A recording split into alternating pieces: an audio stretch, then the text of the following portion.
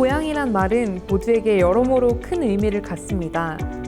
고향은 인생이란 여행의 출발 지점으로 떠나야만 하는 곳이자 언제든 다시 돌아갈 수 있는 곳으로 존재합니다. 고향을 그리워하는 마음은 결코 단순한 게 아닙니다.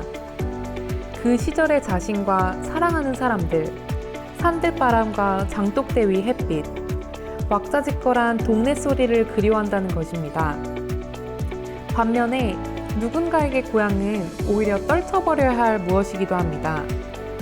어디에도 속박되지 않는 자유로운 영혼이거나 고향이란 굴레에서 벗어나야 비로소 숨 쉴 수 있는 사람일 것입니다. 어느 쪽이든 고향은 개인의 실존을 부여한 장소라는 의미에서 사람의 인생에 큰 영향을 끼칩니다. 오늘은 일평생 고향을 그리워했던 작가를 만나는 날입니다. 작가에게 있어 고향은 어린 소년을 예술로 이끌어준 스승이자 또 벗이었고 언제나 작품의 원천이 되었습니다. 그러나 그는 고국으로 돌아오지 못하고 끝내 타향에서 눈을 감았습니다. 2011년 작가의 고향은 그를 위한 집을 만들었습니다. 충청남도 홍성군 홍천마을에 위치한 이응노의 집입니다. 홍천마을은 과거 쓰레기 매립장 마을이라는 오명과 부정적인 이미지를 가지고 있었습니다. 1997년에 위생 쓰레기 매립장이 들어서면서 마을 공동체 문화가 훼손되고 정체성마저 사라질 위기에 처했습니다. 그러나 이응노의 집이 들어서면서 새로운 공동체와 문화가치 확산에 대한 잠재력으로 마을의 분위기가 달라지기 시작했습니다. 2015년에는 문화체육관광부의 문화특화지역 조성사업에 선정되면서 이응노 마을이라는 이름이 새롭게 붙여졌습니다. 이응노의 집은 기증과 구매를 통해 다양한 소장품을 갖추었습니다. 덕분에 이곳 이응노 마을에서는 동양의 전통 시사화와 서양 현대미술을 아우르는 이응노의 미술 세계를 시대별로 살펴볼 수 있습니다.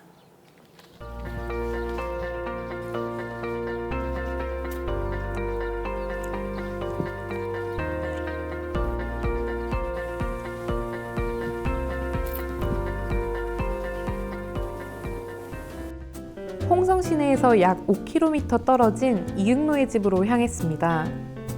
이응노의 집은 용봉산을 마주한 월산기슭, 솔밭이 멋들어진 언덕 아래 소담하고 호젓한 곳에 자리하고 있습니다.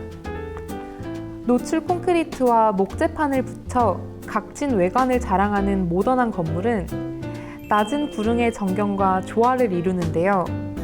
완만한 능선을 따라 4개의 전시실이 이어집니다. 내부로 들어섰습니다. 내벽이 어두운 덕분에 푸른 잔디와 풍경의 윤곽선이 더욱 선명하게 느껴집니다. 특히 1층 로비에는 용봉산까지 펼쳐진 풍경이 담뿍 담겨 있습니다. 어린 이응노가 바라본 홍성의 전경도 왠지 지금과 크게 다르지 않았을 것 같습니다. 이응노의 집은 직선의 미학을 살려 공간을 구성했습니다. 마치 미로와도 같은 공간으로 이는 근현대사의 질곡을 겪었던 이응노의 인생을 담아 설계했기 때문일 수도 있겠습니다. 이응노의 집은 건축가 조성룡의 작품으로 그는 광주의 의제미술관을 설계하기도 했습니다. 어쩐지 자연과 건물의 조화를 이룬 두 건물의 특징이 똑 닮아 있습니다. 이응노의 집 제1, 2 전시실에서는 소장품 기획전을 열고 있습니다. 이응노의 삶과 예술 세계를 시간의 흐름에 따라 이해할 수 있는 전시입니다. 이응노의 예술은 1920, 1930년대 전통 서화로 시작하여 1940년대 중반부터 사실적인 풍경화를 그렸습니다. 1950년대 이후에는 점차 자신의 정체성과 예술적 사고를 담은 이른바 사회적 추상을 그렸습니다. 이후 우리에게 대중적으로 잘 알려진 군상 연작은 그가 걸어온 예술 세계의 대단원이 되었습니다. 이응노의 집은 전시뿐만 아니라 고안미술상과 창작 스튜디오를 진행하며 미술과 지역문화 발전에 기여하고 있습니다. 1 전시실로 들어섰습니다. 이곳에서는 홍성에서부터 경성을 지나 동경, 그리고 또 한편 경성에서 이루어진 이응노 삶의 여정을 따라 변화를 거듭하는 예술을 작품과 유품 자료를 통해 살필 수 있습니다.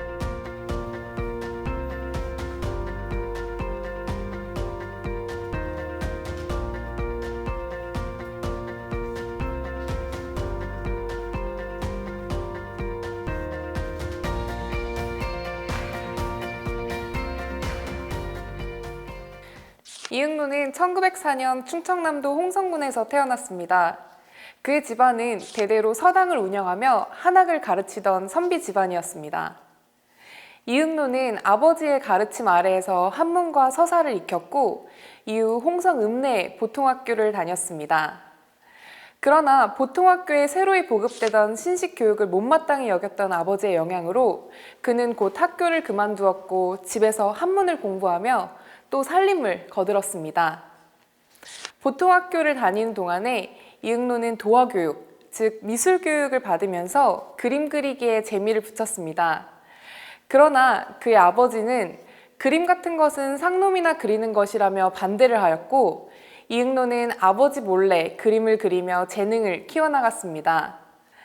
당시의 사회는 신식교육과 새 문물이 보급되기 시작했던 때였지만 이응노의 집안은 옛것을 고수하는 보수적인 집안이었습니다. 이응노는 토착 환경과 근대 지향에 대한 고민을 이어갔고 1922년 상경을 결심했습니다. 새 시대의 거대한 물결이 다가오는데도 우리 집만이 동떨어진 채로 아무런 희망도 가질 수 없으니 어떻게 하면 좋을 것인가? 이런 것들에 대해서 정말 심각하게 고민했다네. 그리고는 모든 것을 다 버리고 나의 새 인생을 개척하기 위해 경성으로 가기로 결심을 했지. 화가가 되겠다고 말이야. 이응노는 서울에서 생계를 위해 장의사에 취업하였고 상여에 그림 그리는 일을 맡았습니다. 얼마 후 그는 해강 김규진의 문화에 들어갔습니다. 그곳에서 이응노는 허드렛 일을 끝내고 밤이 되어야 비로소 그림을 그릴 수 있었습니다. 이응노는 스승의 화본을 바탕으로 사군자와 산수와 인물화 등 문인화법과 서예를 두루 익혔습니다. 이응노가 화단에 공식적으로 등장한 것은 1924년 21세의 나이로 제3회 선전에 출품한 청죽이 입선한 때였습니다. 스승 김규진은 이응노에게 서화가로서 대나무처럼 늘 푸르게 살라는 뜻으로 죽사라는 호를 부여하며 그를 아꼈습니다. 이응노의 아버지도 그제야 아들을 서화가로 인정하셨습니다. 이응노는 약 2년 동안 해강의 집에 기숙하며 그림을 배운 뒤 그림에 좀 더 매진하기 위해 독립하였습니다. 그러나 생계가 문제였습니다. 1926년 이응노는 전주로 내려가 개척사라는 간판 가게를 열었습니다. 사업은 성공적이었지만 창작에 문제가 생겼는데요. 이응노는 매년 선전에 작품을 출품했지만 6년 동안 내리 낙선하였습니다. 그러던 어느 날 대숲을 거닐던 그는 자신이 지금까지 대나무를 그린 게 아니라 대나무 그림을 베낀 것임을 깨달았습니다. 이 일화를 계기로 이응노의 그림은 바뀌었고 1931년 선전에 출품한 풍죽은 특선을 받았습니다. 그는 예술적인 발전을 이루고자 이후 일본으로 향했습니다. 1935년 도쿄에 정착한 이응노는 미술대학이 아닌 사설 강습소나 개인 화실을 다니며 서양화와 일본화를 배웠습니다. 그는 특히 사생을 강조했던 스승 마스바야시 게이게스에게 깊은 감화를 받았습니다. 일본에 건너간 이후 해방 직전에 귀국하기까지 이응노는 약 10년 동안 조선과 일본을 오가며 작품 활동을 했습니다. 그 당시 고함은 주로 풍경화를 그렸고 자신의 그림을 신남화로 분류했습니다. 1939년 이응노는 첫 개인전을 열었습니다. 사생을 기본으로 삼는 신남화를 통해 이응노는 비로소 서화가에서 동양화가로 인정받기 시작했습니다. 이 시기 작품으로는 1943년작 어머니 스케치가 있습니다. 온 세계가 전쟁으로 한 치 앞도 내다볼 수 없었던 암울한 시대 상황 속에서 잠시 고향으로 돌아온 이응노는 천연덕스레 몇 점의 고향 풍경을 남겼습니다. 어머니 스케치 뒷면에는 풍경 스케치가 그려져 있습니다. 작가는 삶의 터인 자연을 사생하면서 있는 그대로 기술하였습니다. 1945년 이응노는 귀국 후 서울의 고암화숙을 개설했습니다. 해방 이후부터 1950년대 중반에 이르는 동안 이응노의 그림은 매우 적극적으로 변하였습니다. 이전에는 풍경을 묘사하는 태도가 앞섰지만 해방 이후에는 화가의 주관적인 감흥에 주목했습니다. 이응노는 이 시기의 작업을 사의를 중심으로 현대 회화로서 동양화가 개척해 나가야 할 새 길을 탐구 중 또는 반추상적 표현이라 할 수 있는 자연 사실에 대한 사회적 표현이라고 평가했습니다. 이 전시실에 들어갔습니다. 이곳에서는 이응노가 유럽에 진출하여 선보인 초기 추상 작품부터 완전한 추상인 사회적 추상, 문자 추상, 그리고 군상 연작이 순서대로 전시되어 있습니다. 1950년대 국내 화단에 유입된 서양의 미술사조는 이응노를 또다시 해외로 이끌었습니다. 1958년 그는 55의 나이로 유럽행을 택했습니다. 이응노가 유럽에 진출하기 전해인 1957년 뉴욕 월드하우스 갤러리가 주최하는 한국 현대미술전을 위해 미술사학자 푸세티가 내한했습니다.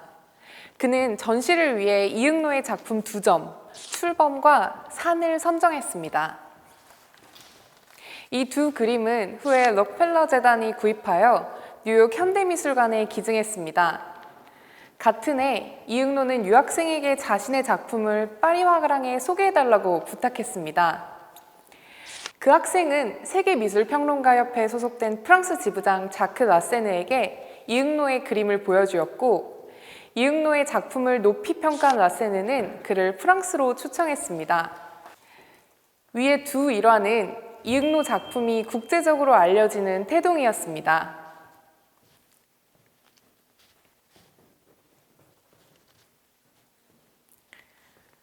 이응노는 파리에 앞서 서독에 1년간 체류했습니다. 1960년 1월 파리에 정착한 이응노는 이후 30여 년간 유럽을 무대로 활동했습니다. 그는 화실을 개방하여 유럽인들에게 수묵화를 가르쳤고 한국의 전통 예술 정신과 형식을 고수하며 작업을 이어나갔습니다. 특히 한국인이 왜 불어를 배우냐며 작업에만 매진했다는 일화도 전해집니다. 그는 당대 서구의 회화사조를 율동과 기백의 한국 민족성을 바탕으로 소화하여 자신의 것으로 만들었습니다. 1960년에서 1970년대는 유럽의 앵포르멜의 영향을 받은 수묵 추상화를 전개하며 구성 연작을 시작했습니다. 이는 흔히 우리가 문자 추상이라고 불리는 작업입니다. 캔버스에 화선지를 붙이고 수묵이나 혼합 물감으로 그려진 문자 추상은 서구의 앵포르멜 추상과 전혀 다른 비정형의 조형 언어로 인정받았습니다. 화면에 나타나는 문자는 알아보기 어렵습니다. 나무나 바위, 구름 같은 자연물의 흔적 같기도 하고 또 움직이는 사람의 모습 같기도 하며 의미 없는 점과 선 등이 질서 있게 나열된 것 같기도 합니다. 이응노는 1965년 제8회 상파울루 비엔날레에서 은상을 받는 등 작업 활동을 활발히 이어갔습니다. 1967년 이응노는 독일에서 활동한 음악가 윤희상과 함께 동백림 사건에 연루되어 옥고를 치르게 되었습니다. 옥중 생활에서 그는 그림을 그리지 못해 굉장히 힘들어했다고 전해지는데요. 처음 서울 구치소에 수감되었을 때 이응노는 간장으로 휴지에 그림을 그렸습니다. 형이 확정되고 대전교도소로 이감되고 나서는 교도관이 가져다준 지필목으로 그림을 그렸으며 이후 안양교도소에서는 밥풀을 지지겨 종이, 천조각, 신문, 나무 등을 활용한 조각과 오브제를 만들었습니다. 2년 6개월간의 옥살이를 끝내고 그는 수덕여관에서 머무르며 자신의 몸과 마음을 치유했습니다. 이 시기에 수덕류관 뒤뜰에 넓적한 바위 옆에 문자추상 암각화를 새기기도 했습니다. 1969년 이응노는 다시 파리로 돌아갔습니다. 그는 프랑스에서 판화집과 조각, 테피스트리, 영화 등 다양한 장르를 넘나들며 작품을 창작했습니다.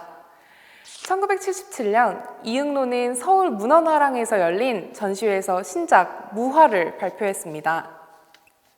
1980년대부터 이응노는 인간에 주목하여 군상 연작 작업을 시작했습니다. 군상의 형태는 10명 이하의 형상과 화면을 가득 채우는 수백 명의 인간 형상 두 가지로 나뉩니다. 후자는 1980년대 조국의 민주화 운동에 깊은 영향을 받은 것으로 볼 수 있습니다. 이응노는 조국의 민주화, 남북 통일, 그리고 세계 인류 평화의 염원을 담아 군상 연작 작업을 시작했습니다. 광주에서의 희생자는 바꿔 말하면 승리자라네. 영원히 우리들 가슴 속에서 살아가기 때문이지. 그들이 호소한 자유의 외침은 화가와 시인을 만들었고 역사를 만들었고 또 목표를 만들어내었지. 광주 항쟁을 계기로 내 그림도 변화되었어. 1967년부터 3년간의 형무소 생활은 아직 내면의 싹이었지. 이제부터 나 자신 스스로 저 민중 속에 뛰어들어 여생을 보낼 생각이야.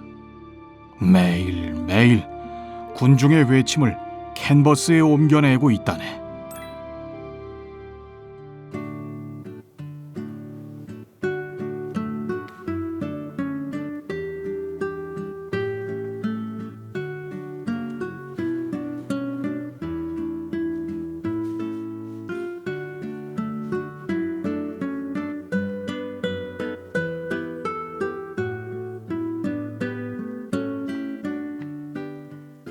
고암 이응노는 구한말에 태어나 일제강점기, 전쟁, 분단, 그리고 독재 정권으로 이어진 근현대사의 아픔을 겪으며 오롯이 예술에 전념한 작가입니다. 이응노가 이룬 업적 중 가장 빛나는 부분은 동양화라는 전통회화의 진부성을 깨트리고 현대 미술로 개척한 것입니다. 그는 일평생 국내 여러 지역에서 총 15번의 개인전을 열었습니다. 전시회가 그리 흔한 시절이 아니었음에도 불구하고 이응노는 줄기차게 작품을 발표했습니다. 유럽으로 간 이후에 개최한 개인전은 수십 차례라고 기록되어 있을 뿐 일일이 다 헤아릴 수는 없습니다. 1989년 1월 이응노는 파리의 한 병원에서 심장마비로 별세했고 그해 후에는 결국 고국으로 돌아오지 못하고 파리 시립 페르라세즈 묘지에 안장되었습니다. 이응노 서거 후 그를 기리는 추모전이 국내의 각지에서 열리며 현재까지 그의 삶과 예술 세계를 조명하고 있습니다. 나는 특히 한국의 민족적인 추상화를 개척하려고 노력했다네. 나는 동양화에서 선, 한자나 한글에서의 선, 삶과 움직임에서 출발하여 공간 구성과의 조화로 나의 화풍을 발전시켰지. 이 한국의 민족성은 참 특이해. 소박하고 깨끗하고 고상하면서 세련된 율동과 기백이 있지. 이런 나의 민족관을 바탕으로 유럽을 제압하는 기백을 표현하는 것이 나의 그림일세. 전시실을 뒤로하고 이응노의 생가로 향했습니다. 생가는 이응노 작품인 풍경 초가집을 바탕으로 복원되었습니다. 1943년작 풍경 초가집은 이응노가 일본에서 배운 신남화법으로 그린 작품입니다. 이응노는 마당이 훤히 보이도록 대문간 즈음 자리를 잡고 오른쪽으로 외양간, 가운데 살림채, 집 뒤로 산이 비치게 화면을 구성했습니다. 화면 오른쪽, 멀리서 어린 동생들이 집으로 들어오고 마당에서 어미닭과 병아리가 논입니다. 아궁이에는 연기가 피어올라 곧 저녁 식사할 때가 되었음을 알 수 있습니다. 사실적이면서도 목가적인 풍경에서 이응노가 느끼는 가족과 고향에 대한 정겨움이 드러납니다. 생가에 가까이 다가갔습니다. 초박한 초가집인데요. 유독 사치스러울 정도로 널따란 툇마루가 눈에 띕니다. 작가는 1922년 고향을 떠나기 전까지 이곳에서 나고 자라며 그림의 뜻을 품었을 것입니다. 생가 앞으로 난 구불구불한 길을 따라 연밭으로 향했습니다. 연밭에는 여름의 하늘과 용봉산이 담겨 있습니다. 이처럼 평화로운 홍성의 전경은 모두 이응노의 예술에 녹아들어 있습니다. 고암 이응노의 흔적을 쫓아 수덕사로 향했습니다. 이응노에게 덕숭산 수덕사는 또 하나의 안식처였습니다. 그러나 오늘의 행선지는 수덕사가 아닙니다. 오르막길을 따라 한참을 걸어 올랐습니다. 오늘의 목적지 수덕여관에 도착했습니다. 수덕여관은 일본에서 귀국한 직후 이응노가 직접 인수하여 작품을 제작했던 작업실이자 동백림 사건으로 옥살이를 한 후 지친 몸과 마음을 치유하던 곳이었습니다. 입구에 수덕여관임을 알리는 돌 간판이 놓여 있습니다. 세월의 풍파로 글씨가 얼룩덜룩해져 하마터면 못 보고 지나칠 뻔했습니다. 계단을 걸어 올라가니 전형적인 농가가 드러납니다. 이응노가 직접 쓴 현판을 내어단 옛 초가 모습 그대로지만 지금은 여관이 아닌 전시 공간으로 작가를 기리고 있습니다. 이응노는 수덕여관 앞 너럭 바위에 문자추상 암각화를 남겼습니다. 평평한 바위 둘레에 새긴 그림과 69년 응노 그리다라는 글씨는 시간의 흐름 속에도 변함이 없는 듯합니다. 이응노의 집은 이응노가 그리워하던 고향 홍성에서 그가 염원하던 조국 통일과 평화, 인류 화해와 공생공존의 정신을 이어가고 있습니다. 이곳은 이응노의 삶과 예술을 이해하고 더 나은 세상을 꿈꾸는 이들이 모여 만든 집입니다. 근현대 격동기를 치열하게 살며 전통과 현대, 동양과 서양, 자연과 인간, 그리고 민족적인 것과 세계적인 것의 조화를 창작 활동의 중심 과제로 여긴 고암 이응노. 그는 오랜 시간을 돌고 돌아 비로소 홍성에 자리했고 앞으로도 이곳에 머무르며 고향에 대한 절절한 그리움을 천천히 달랠 것입니다.